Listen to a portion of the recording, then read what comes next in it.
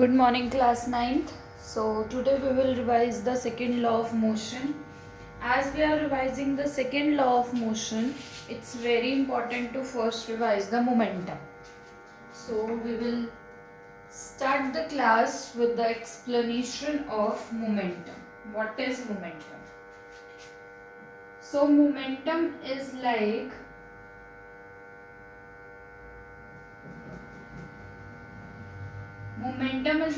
another property related to the velocity and a moving body. It is a property related to a velocity and a moving body. It is represented by small p, and the formula for momentum is mass into velocity. Formula of momentum is mass into velocity. For SI unit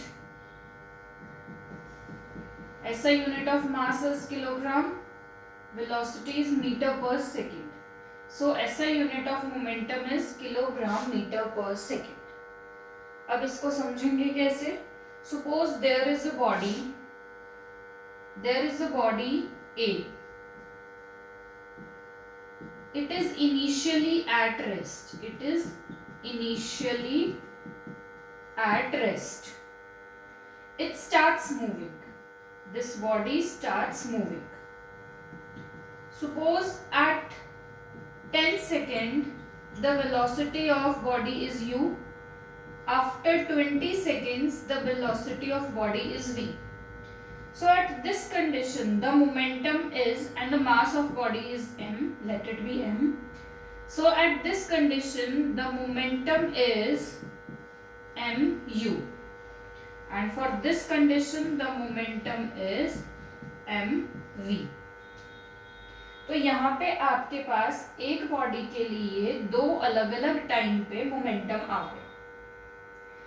एक condition में आपका momentum आया mu, दूसरी condition में आपका momentum आया mv.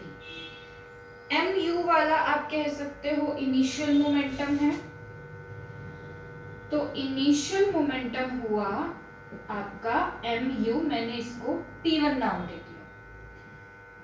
Final momentum हुआ p2 के नाम से mv.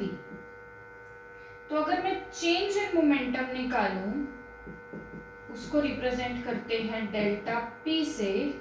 Change in momentum basically representation है delta p, that is mv minus mu. यहां से m कॉमन ले लोगे तो इट्स v माइनस u. तो चेंज इन मोमेंटम आपका आ गया m into v minus u.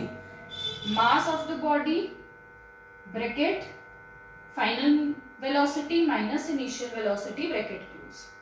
अब बेटा इस मोमेंटम का मतलब यानी कि कैसे आप इसको प्रैक्टिकली समझ सकते हो. एक कार है, वो मूव कर रही थी 80 किलोमीटर पर आवर की स्पीड से. कार है, मूव कर रही थी 80 किलोमीटर पर आवर की स्पीड से.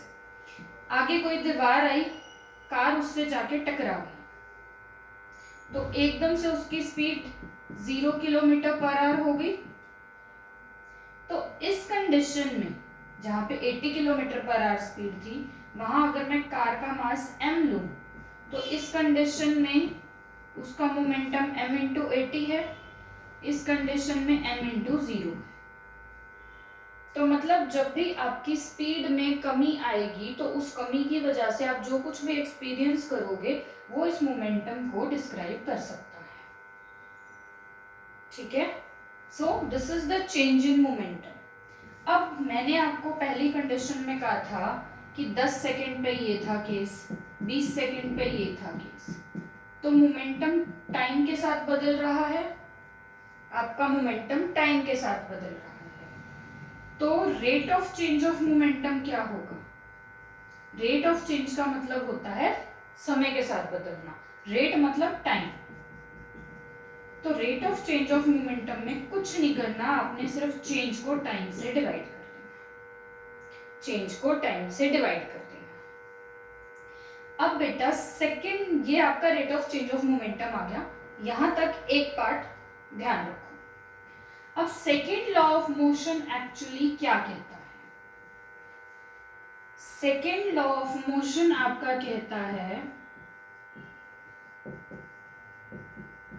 कि ये जो rate of change of momentum आया है ये फोर्स के डायरेक्टली प्रोपोर्शनल होगा।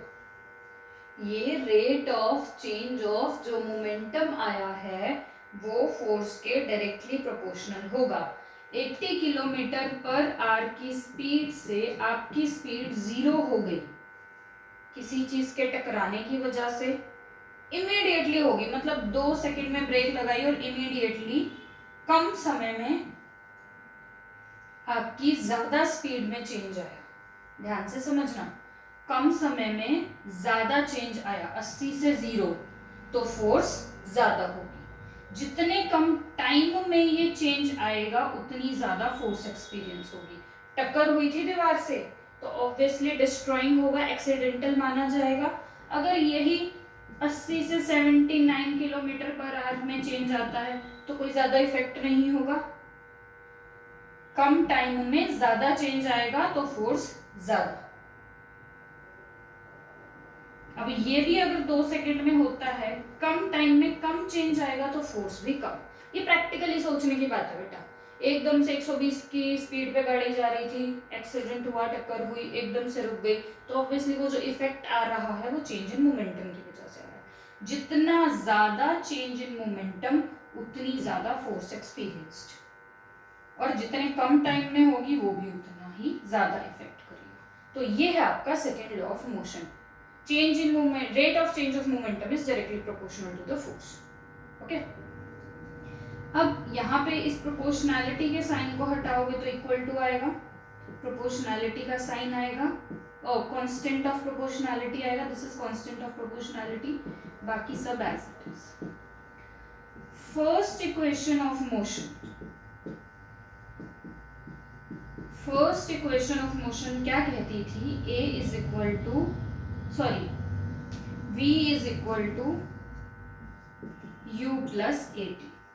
आता तो वही जो मैं पहले लिख रही थी बट इस तरीके से देख लेते हैं। आपने ये ऐसे कर रखा तो यहां से एक्सेलरेशन की वैल्यू आपको पता है V minus you upon T, तो इस वैल्यू को मैं यहां पुट कर दूंगी। इस वैल्यू को जब वहां पुट करोगे तो K is equal to M A, force is equal to K M A.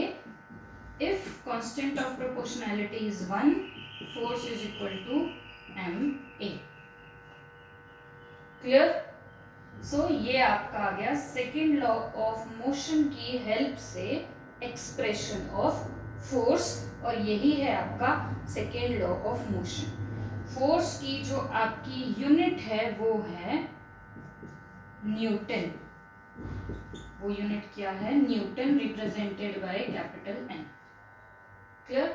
So this is all for today. In the next session we will continue the next revision part. Thank you.